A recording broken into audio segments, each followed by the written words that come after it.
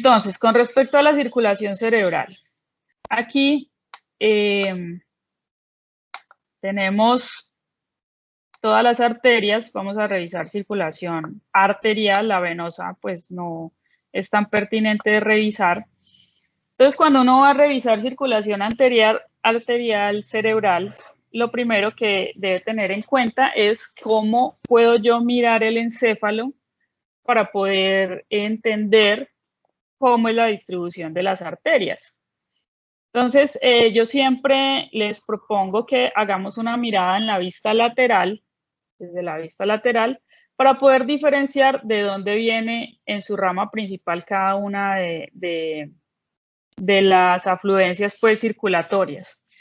Entonces, siempre que uno habla de circulación cerebral, tiene que tener en cuenta que la circulación cerebral viene de dos grandes ramas, lo que es la circulación posterior, que viene de las ramas vertebrales, ¿cierto? Ahí lo estoy señalando en azul, y lo que es la circulación anterior, que viene de las carótidas, de la carótida interna, una a cada lado.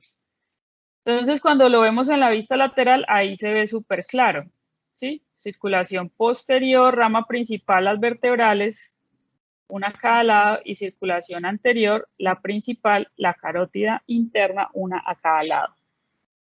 Luego, para uno entender mejor cómo se empiezan a distribuir estas arterias, lo mejor es coger el encéfalo y mirarlo por la base. O sea, coger el encéfalo y mirarlo por la parte basal, porque allí ya vamos a poder ver bien el polígono, el famosísimo polígono de Willis, que lo tenemos ahí súper claro. Entonces, con respecto al polígono de Willis, vamos a revisar primero circulación anterior y luego circulación posterior. Dijimos, acabamos de decir, la circulación anterior, sus ramas principales son las dos carótidas, acá lo tenemos, una a cada lado. Cuando la carótida ingresa ya a la cabeza, ella se empieza a dividir y se empieza, digamos, a meter al encéfalo y tiene varias ramas principales. Una de ellas es la arteria cerebral media, que allí la tengo señalada en azulito, y miren hacia dónde se dirige la arteria famosísima, arteria cerebral media. Ella se mete por la cisura de Silvio, o sea, está allí entre esos dos lóbulos de la cisura de Silvio, y empieza a sacar sus ramas para todo lo que es la parte externa o la parte lateral del lóbulo temporal, del lóbulo parietal, y acá está sacando todo lo que son ramas parietales, y del lóbulo temporal parte anterior, perdón, lóbulo frontal, parietal y temporal parte anterior, porque la parte posterior del temporal es irrigada por otra arteria que ya vamos a ver. Entonces, vamos de una vez haciendo correlación. Resulta que esta arteria cerebral media tiene estas ramas que les estoy mostrando aquí, que se llaman las ramas corticales de la arteria cerebral media. Y resulta que esta arteria es una de las arterias que más comúnmente tiene SBs. ¿Alguno de ustedes sabe por qué ocurre esto? Porque esta es la arteria que más, o sea, yo no, si fuera pues como a las estadísticas epidemiológicas, la arteria que más sufre CVs, definitivamente la arteria cerebral media. ¿Por qué será? ¿Quién me dice?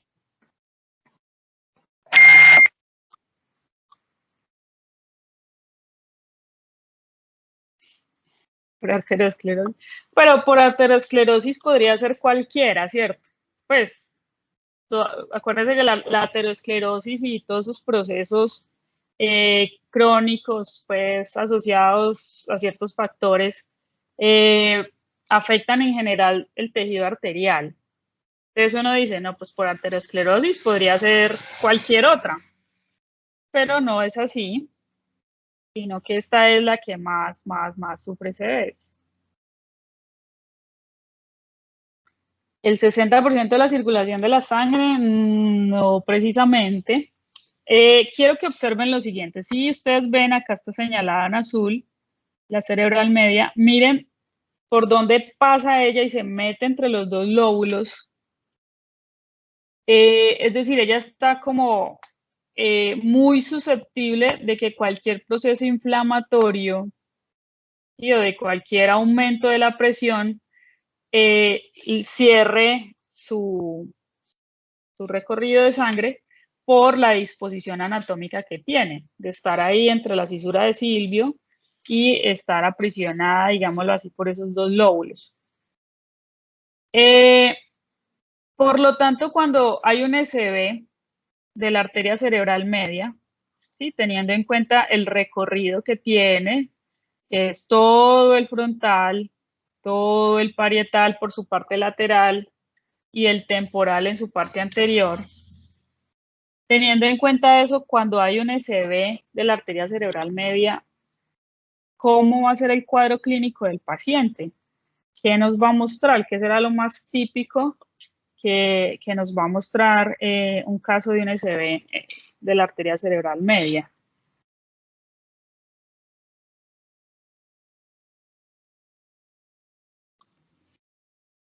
A ver, hoy no están escribiendo tanto en el chat. Por ahí dicen que afasia, hemiplegia o cualquier tipo de parálisis o paresia. Muy bien. ¿Y qué más? El cuadro clínico típico. Nos falta una cosita.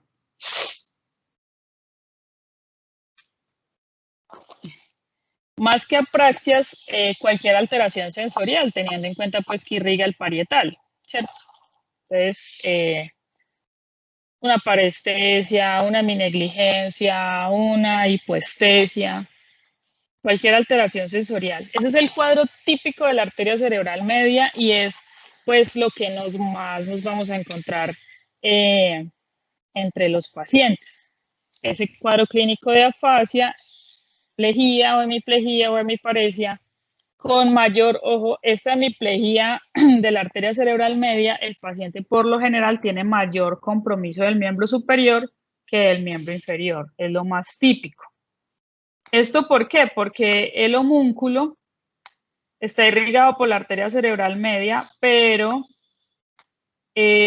hacia arriba y hacia adentro, el homúnculo en esta zona está irrigado por la arteria cerebral anterior. Entonces, por eso el miembro inferior, digamos que conserva un poco más la función que el miembro superior. Ese es el cuadro típico.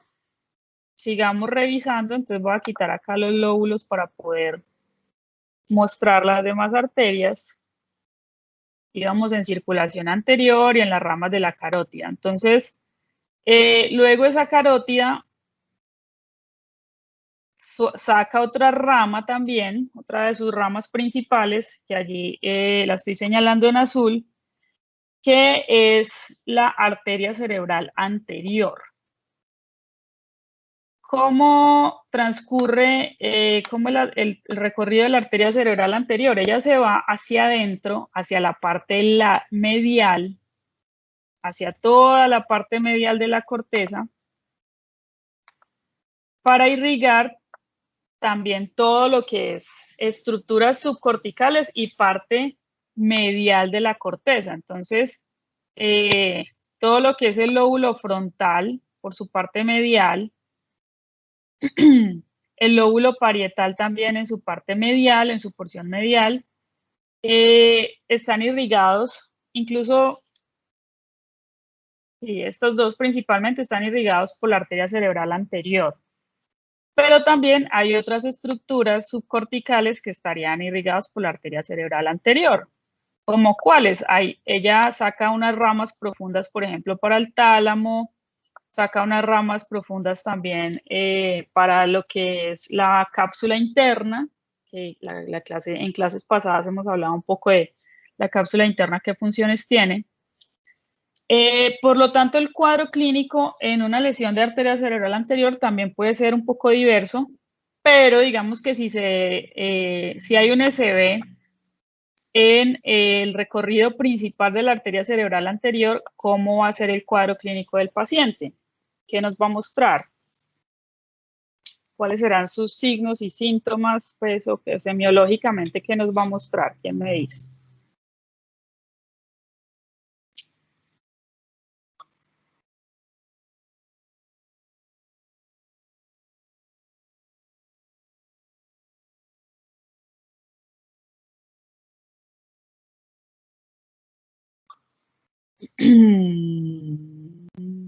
No, no, porque tenemos una rama para cada hemisferio.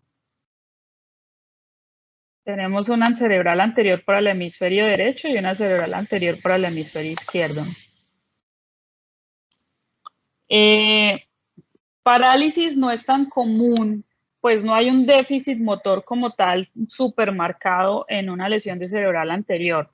No ocurre tanto a pesar de que puede que haya algo, ¿cierto? Una paresia, sobre todo con predominio del miembro inferior, exactamente. Muy bien, Tatiana. Pero el cuadro clínico principal es el paciente frontalizado, con cambios de comportamiento, que puede estar agresivo, que puede estar desinhibido, con cambios de personalidad, por ejemplo, y puede haber algo de déficit motor también.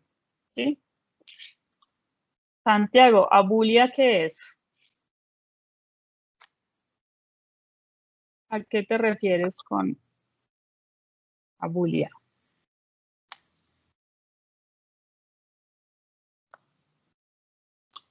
Bueno, entonces, hasta ahí vamos con cerebral media, cerebral anterior y vamos a continuar con lo siguiente. Recuerden que en el polígono de Willis todo el recorrido de las arterias está interconectado.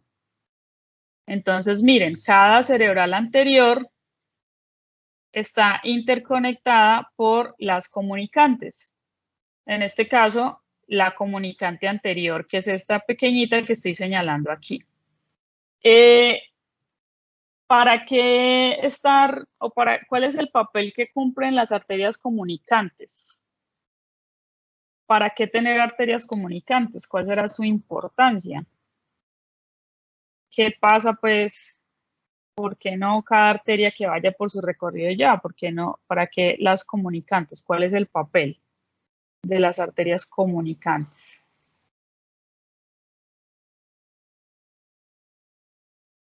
Bueno, como hoy están tan callados, vamos a empezar a preguntar con nombre propio, porque por acá nadie escribe, no sé si están. No sé si no están, si están. Bueno, por acá Ricardo dice que si en caso de que alguna sufra un accidente cerebrovascular, pues efectivamente. Eso es como, haga de cuenta, el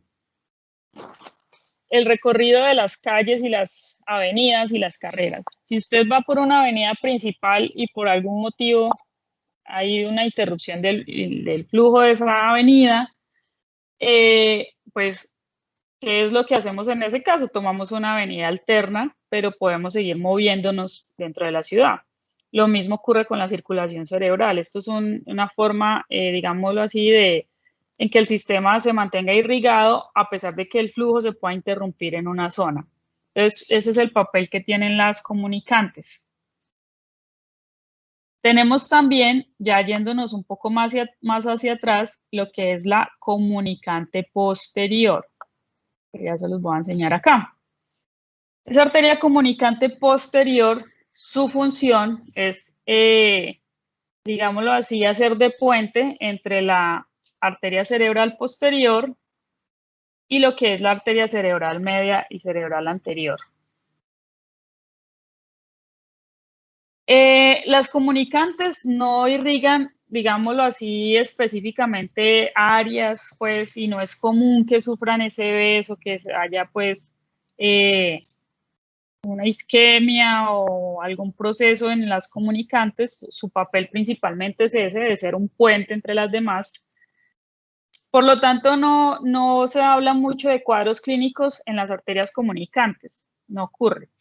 Sí, más que todo el cuadro clínico es en la arteria cerebral media, en la arteria cerebral anterior y ya vamos a ver en la arteria cerebral posterior. Entonces, ahí les estoy señalando la arteria cerebral posterior. Miren hacia dónde se va la arteria cerebral posterior. Quiero que lo vean aquí de lejitos y luego un poco más cerca.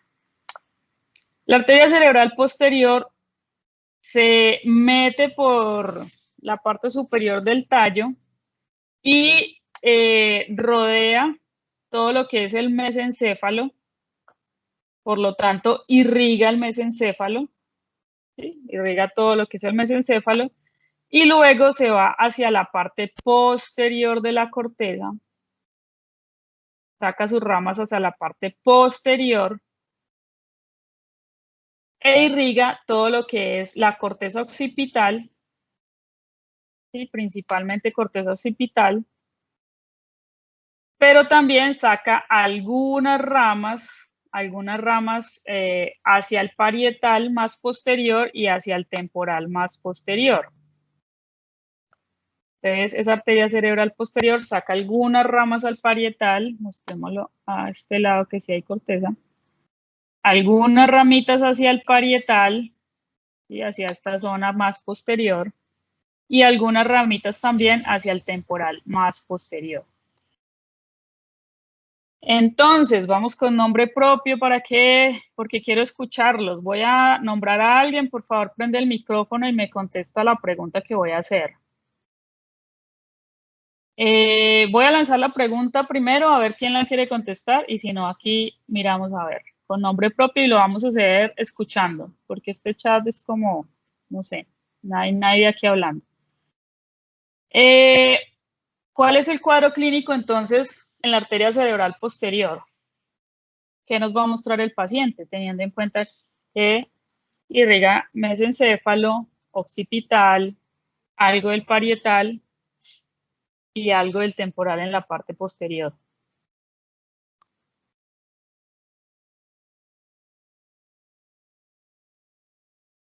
María, porfa, prende tu micrófono y nos dices. María es quién. Hola, profe. María. Hola, buenos días. Eso, quiero Buenos días. escucharlos hoy. Profe, de pronto, pues sí, como daño en la parte visual. Sí, algo que caracteriza muchísimo la lesión de la cerebral posterior es la alteración visual. ¿Qué tipo de alteración? Las hemiapnosias, por ejemplo, cuadrantognomsias. ¿Reconocen la diferencia entre hemiapnosia y cuadrantognosia? Hemiapnosia es no ver por medio campo visual. Cuadrantognosia es no ver en alguno de los cuadrantes del campo visual. Eso es típico en la lesión de arteria cerebral posterior.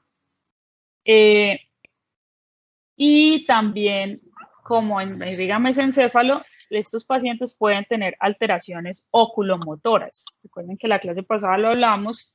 Estas alteraciones oculomotoras pueden ser diplopía, estrabismo, ¿cierto? Ese tipo de alteraciones. Pero teniendo en cuenta, chicos, lo siguiente, este punto de encuentro entre parietal, temporal y occipital, que es irrigado por la arteria cerebral posterior, ¿qué alteración entonces tendrá el paciente sabiendo que ese punto tan crítico también lo irriga la arteria cerebral posterior?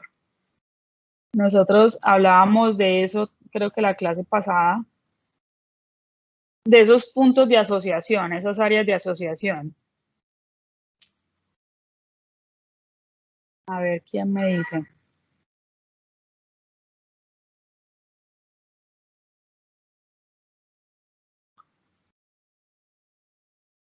A ver, Juan Pablo Múnera. Juan Pablo Múnera. Porfa, puedes encender el micrófono.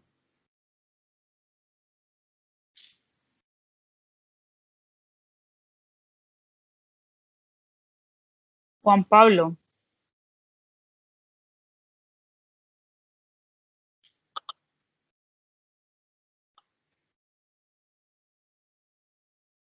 Bueno, entonces escríbeme. ¿Qué te va a mostrar el paciente entonces en un pues en un SB cerebral posterior, teniendo en cuenta que esta área de asociación estaría alterada? Luisa dice que una afasia de Wernicke sí puede haber alteraciones del lenguaje, pero por el área de asociación, recuerden que principalmente lo que se va a alterar es ese proceso en donde se junta lo visual con la comunicación, con lo perceptual. Entonces, por ejemplo, leer es un proceso de asociación de lo visual con lo perceptual, ¿cierto? Con el lenguaje.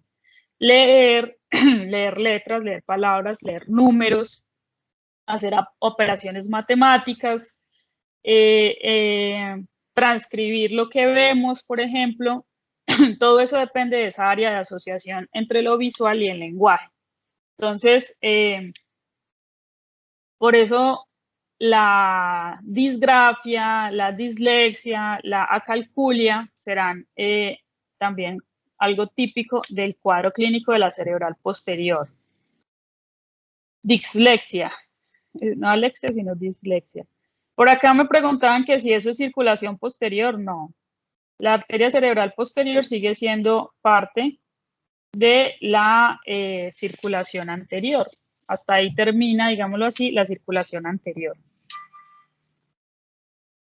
Resulta que como la arteria cerebral posterior también irriga el mesencéfalo, ¿cierto? Sobre todo sus ramas profundas irrigan el mesencéfalo. Miren que ahí está pegadito del mesencéfalo. El paciente puede tener también en su cuadro clínico alguna alteración motora. Recuerden que por acá baja toda la vía piramidal, toda lo que es la parte de las eferencias motoras, por lo tanto puede haber parálisis, o sea, una hemiplegia, una hemiparesia o algún compromiso motor cuando afecta las ramas profundas, ¿sí? Eso es típico. Es toda esta información que yo les estoy dando aquí, la van a necesitar para lo que vamos a hacer ahorita del taller. Entonces, espero que estén tomando nota, que estén muy atentos a lo que estamos diciendo, porque van a necesitar esa información. Entonces, hasta ahí vamos con lo que es circulación anterior. Vámonos ahora, obviamente hay ramas profundas, hay otras ramas que irrigan otras estructuras subcorticales, pero aquí vamos a hablar de lo más general. Vámonos entonces a circulación posterior. En circulación posterior, recuerden que las ramas principales son las arterias vertebrales, que vienen pues dentro de las vértebras cervicales, las cuales se juntan y al unirse forman la arteria basilar, que es una de las principales arterias que irriga tallo cerebral. Esa arteria basilar saca un montón de ramitas, de ramificaciones que irrigan el tallo, ¿sí? Si vamos a mirar la irrigación del tallo, podemos decir que el bulbo raquídeo, el bulbo como tal, está principalmente irrigado por lo que es arterias vertebrales. La protuberancia sí está irrigada principalmente por ramitas que saca la arteria basilar, por la arteria basilar. Y también esa arteria basilar saca ramitas o ramificaciones cerebelosas, que son las que irrigan toda la parte, pues los hemisferios cerebelosos. El cuadro clínico en las lesiones de circulación posterior es muy diverso también y depende muchísimo de la zona en la que esté afectado el tallo.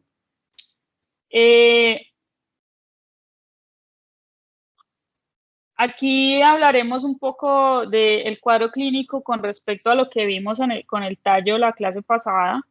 Entonces, recuerden que el cuadro clínico en una lesión de bulbo, el paciente pues casi que no es compatible con la vida, puede estar en un paro cardiorrespiratorio, ¿cierto? Directamente, pues, dependiente de la ventilación mecánica. Puede haber disfagia y otras alteraciones relacionadas con los pares craneales. En relación a la protuberancia, el paciente puede tener también parálisis, por ejemplo, una hemiplegia, una parálisis facial, por ejemplo, porque pues, por ahí pasan también las vías. Pero adicional puede haber similitud en el cuadro clínico cerebeloso, cuando la lesión es de protuberancia. Entonces, el paciente que tiene nistagmus, mareo, vértigo, que tiene alteración del control postural, por ejemplo, y es muy similar al cuadro cerebeloso. Y ya con respecto a los ECV cerebelosos, creo que ya eso lo discutimos la clase pasada también. Y es el cuadro clínico de ataxia, nistagmus, dismetría, temblor y alteración del control postural, que es lo típico pues de la lesión cerebelosa. En general, esa es principalmente la circulación cerebral. Hay otras estructuras subcorticales que están irrigadas por ramas más profundas, ¿sí? Por ejemplo, vamos a ver si de pronto ustedes lo saben, los ganglios de la base, por ejemplo, ¿por qué arterias estarían irrigados? Ganglios de la base.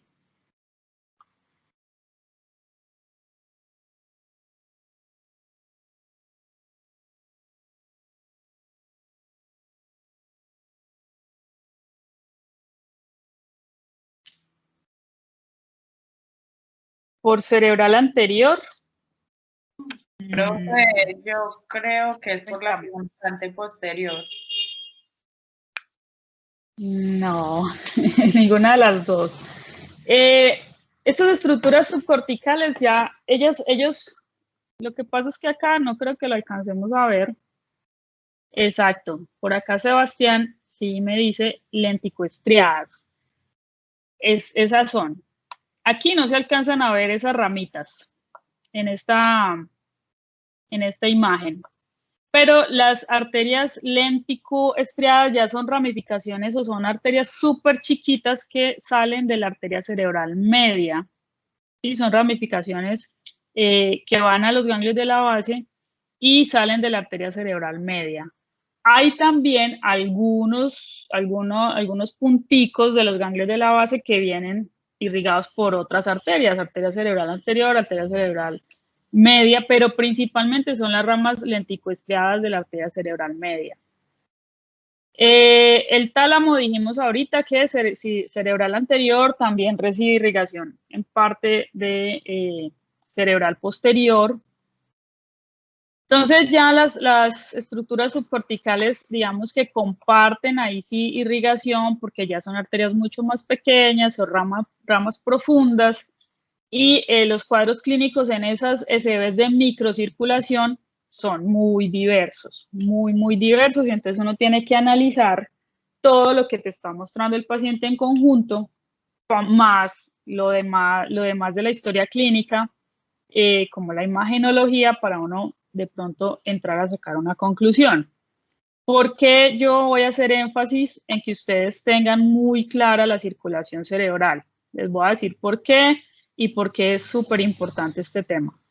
Resulta que cuando ustedes vean pacientes, sí, cuando tengan que rotar en intrahospitalarias o cuando tengan que trabajar en intrahospitalarias, ustedes se van a encontrar, o incluso en consulta externa también, se van a encontrar que en la historia clínica, la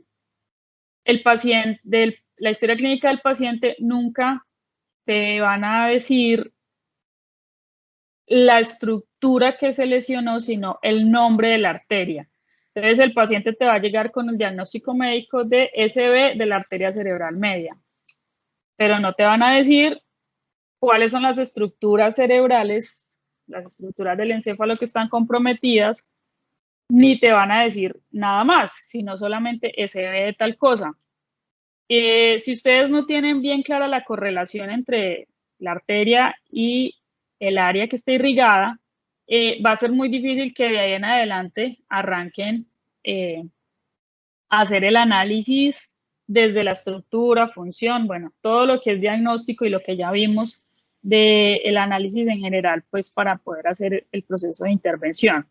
Entonces, por eso es súper importante tener clara esta correlación. Aquí ya vimos lo básico, pues, lo más básico. Habrán otros casos un poquito más complejos y eso es lo que vamos a entrar a mirar hoy porque vamos a hacer un tallercito con circulación cerebral más lo otro que vamos a ver que es diagnóstico, pronóstico y algo del proceso de evaluación.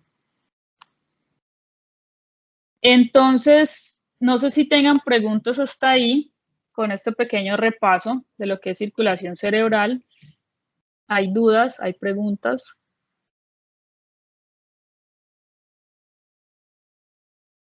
Los leo. Ustedes me dirán si está claro hasta ahí o si tienen alguna otra pregunta. Pablo, del tallo, cuéntame qué pregunta tienes.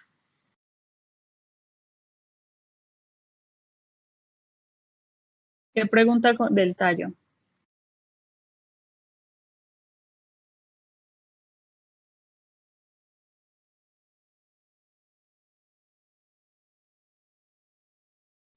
Bueno, eso ya habíamos revisado algo la clase pasada. Con respecto al cuadro clínico, listo. Voy a responderle a Pablo y luego a Luisa. Y ya vamos. Gracias por las preguntas.